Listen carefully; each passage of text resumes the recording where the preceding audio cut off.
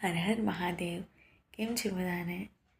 શું તમને પણ એવું થાય છે કે ઘણી બધી ટેકનિક કરી લીધી, ઘણું બધું ટ્રાય કર્યું છતાં અમુક વસ્તુ મળતી નથી?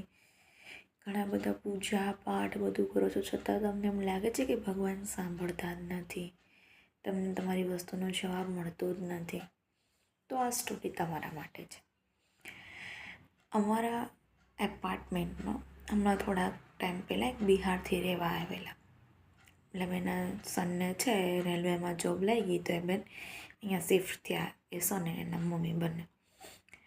તો અનાયાસે ગણપતિનો ટાઈમ હતો તો હું એને સત્યનારાયણનો પ્રસાદ દેવા ગયેલી અને મેં એમને કીધેલું કે આવી રીતના આરતીનો ટાઈમ છે, તમે અહીંયા આવજો.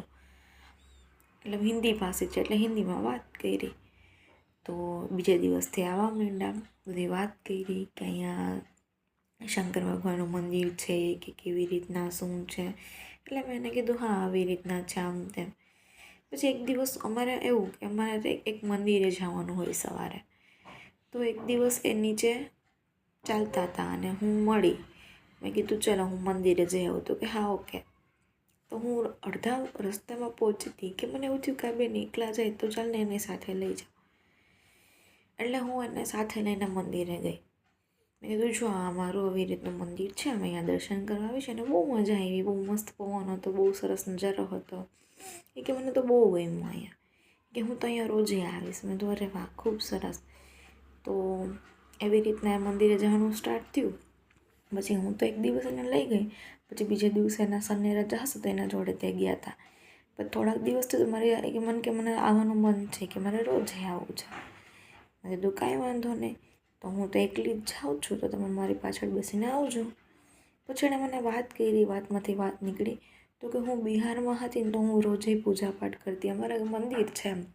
તો હું વિચારતી હતી કે એક નવી જગ્યાએ જવાનું, અલગ લોકો, અંજાન બધાય, તો મને કેવી રીતના પૂજા પાઠ મતલબ થશે, કે મંદિરે કેમ જઈ શકીશ?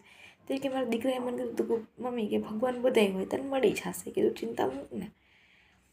એટલે અહીંયા જો ભગવાને કુદરતી ગોઠવું, તમે જોયું યુનિવર્સ, તમે એમ કહો કે અમે ઘણા બધી વસ્તુ કરી છે, ટેકનિક કરી છે, તમે એકવાર દિલથી એમને યાદ કરી લો, પ્રશ્ન પૂછી લો, એ બધું ગોઠવી દેશે જેમ આમનું ગોઠવું.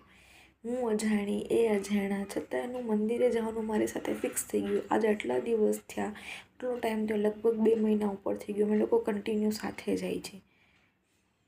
અજાણા દેશમાં અજાણા લોકોનો કોન્ટેક્ટ કરાવી દીધો ભગવાને. જો આ છે એમની તાકાત. એટલે ચિત્તું સિદ્ધને ચિંતા ધરે, કૃષ્ણને કરવું હોય તે કરે, એ કરી દેશે, છોડી